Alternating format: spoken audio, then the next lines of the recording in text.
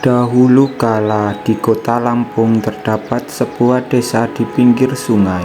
Kini desa itu terletak di kota Sukadana, Lampung Tengah.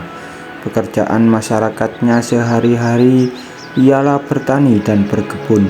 Desa itu cukup ramai. Alkisah, di desa yang ramai itu hiduplah seorang pemuda bernama Domas yang tinggal di gubuk tua. Pemuda itu sangat miskin. Ia selalu dihina oleh masyarakat setempat. Karena itu ia jarang keluar untuk berbaur dengan penduduk.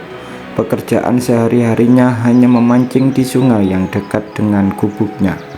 Walaupun ia selalu dihina dan diejek oleh para penduduk setempat, Domas tak pernah sedikit pun membenci mereka yang menghinanya.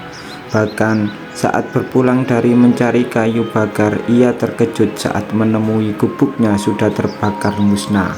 Domas tak mengerti mengapa orang-orang tega membakar gubuknya, padahal ia hanya punya gubuk tua itu. Hampir saja Domas putus asa hingga suatu malam ia bermimpi didatangi kakek tua berjanggut putih. Dalam mimpinya, kakek tua itu memintanya agar pergi ke arah selatan dan mencari sungai yang dikelilingi pohon-pohon besar. Kemudian Domas dimintanya menetap di sana untuk membuka pertanian. Domas terheran-heran mengapa ia bisa bermimpi demikian. Akhirnya setelah membulatkan tekad, ia berangkat juga meninggalkan kampung halamannya menuju tempat yang jauh itu.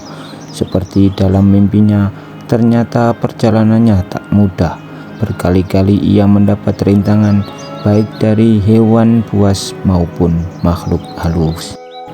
Namun demikian, ia pun berhasil melewati semuanya dengan selamat. Hingga akhirnya sampailah ia di tempat yang dituju. Ia berhenti di sebuah hutan lebat dan menemukan sebuah sungai yang besar dengan airnya yang jernih, yang sekelilingnya terdapat pohon-pohon yang sangat besar. Kemudian keesokan harinya Domas mencari kayu-kayu di sekitarnya untuk mendirikan rumah di tepi sungai besar itu, yang kini lebih dikenal dengan nama Sungai Wai Sekampung. Setelah Domas mendirikan rumah, ia lalu menebang kayu-kayu untuk dijadikan lahan pertanian. Kini Domas menjalani hari-harinya dengan penuh semangat dan rasa gembira. Suatu hari ia melakukan semedi hingga pada saat bertapa pada larut malam itu, ia mendengar suara gaib memanggilnya. "Hai anak muda, aku adalah makhluk titisan dari langit. Kini kau akan memiliki ilmu sakti dan terimalah pedang dan tongkat kayu yang berbentuk ular ini. Manfaatkan dengan baik," kata makhluk gaib itu. Tiba-tiba dia langsung menghilang. Domas kemudian membuka matanya dan menemukan sebilah pedang dan tongkat kayu di sampingnya. Ia pun mengucap syukur. "Terima kasih Tuhan atas segalanya. Izinkan aku menjadi manusia yang berguna," ucapnya dengan lirih. Seiring berjalannya waktu, hutan yang dahulunya sepi itu kini perlahan menjadi ramai. Banyak orang yang berdatangan untuk mencari kayu ataupun mencari ikan di sungai yang besar itu. Kini Domas menjadi sosok yang berbeda. Ia mulai terpandang dengan kebaikannya hingga namanya ditambah menjadi Sultan Domas. Ia selalu menolong orang-orang yang diserang binatang buas dan macam-macam pertolongan lainnya yang ia berikan tanpa rasa pamrih. Namun tidak selamanya kebaikan dibalas dengan kebaikan. Rupanya ada saja orang-orang yang pernah ditolong Sultan Domas itu ingin berbuat jahat kepadanya.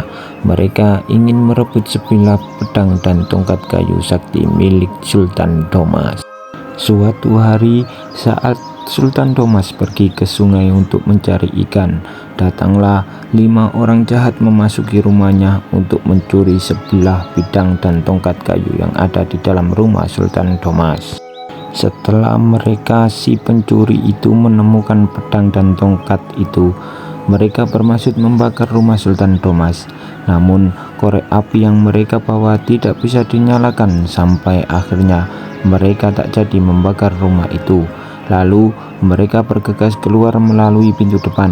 Namun alangkah terkejutnya saat mereka melihat ular yang besar itu akan menerka dirinya.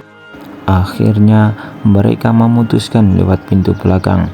Namun di sana juga mereka dijemput buaya yang amat besar yang hendak menerkam mereka dengan buasnya. Mereka pun tidak bisa keluar sampai akhirnya Sultan Thomas datang. Mereka sangat takut dan panik sekali. Awalnya Sultan Thomas terkejut saat melihat ada 5 orang berada di dalam rumahnya.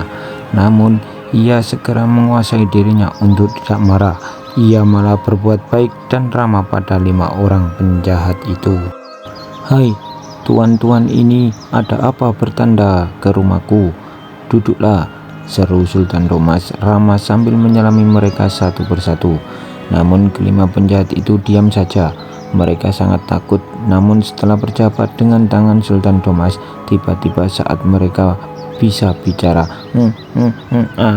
kami hanya," dengan rasa gugupnya. Sultan Thomas tersenyum. Sudahlah, hari sudah menjelang malam. Tuan-tuan ini menginap saja di rumahku," kata Sultan Thomas menawarkan dengan tulus. Kelima penjahat itu saling berpandangan dan akhirnya mengangguk. Akhirnya mereka menginap semalam dan esoknya pulang.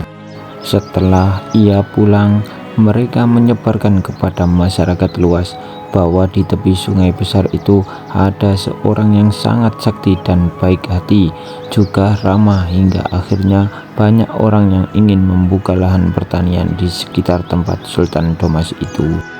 Beberapa waktu kemudian, lama-kelamaan daerah di pinggir sungai itu menjadi perkampungan yang sangat ramai dan sejahtera, dan Sultan Thomas diangkat menjadi pemimpin di kampung itu. Oke, inilah kisah legenda Sultan Thomas. Jangan lupa untuk klik tombol like, komen, dan subscribe, serta aktifkan loncengnya agar di setiap pemberitahuan yang terbaru di channel kami, kalian semuanya mengetahuinya. Dari kami, assalamualaikum warahmatullahi wabarakatuh.